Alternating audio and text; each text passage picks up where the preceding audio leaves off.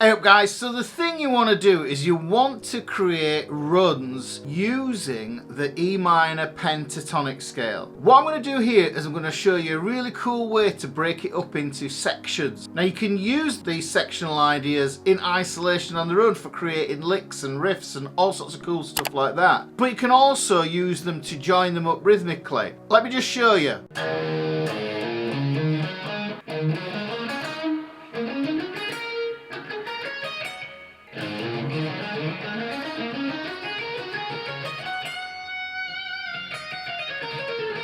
So what I'm doing there is I'm breaking up my box patterns. The first one I'm doing is 5/7 on the E string, 5/7 on the A string, 5/7 on the D string. Now what this means is I need to jump back up a string each time. So I need to go north a string every time. So we get 6 notes there. I move up into my next position. You should recognize this. This is the minor pentatonic from the root note here.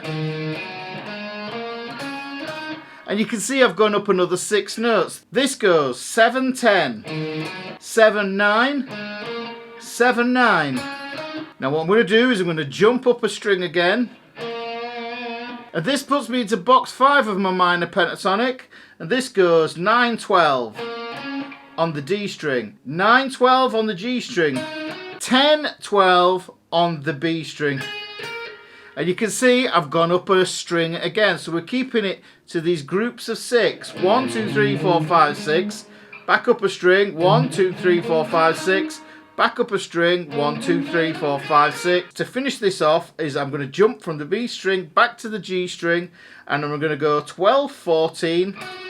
On the G string, then I'm going to go 12/15 on the B string, 12/15 on the thin E string. And then you're back into your main box 1 position where all your good licks are.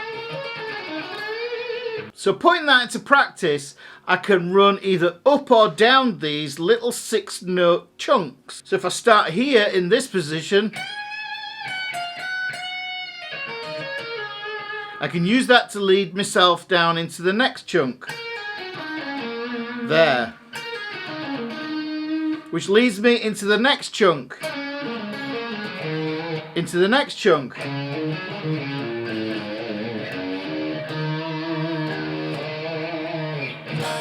As ever, there will be a PDF linked in the description that you can download for free. So make sure you get that. If you got something from this video, make sure you give that a like and subscribe. And I'll see you in the next video.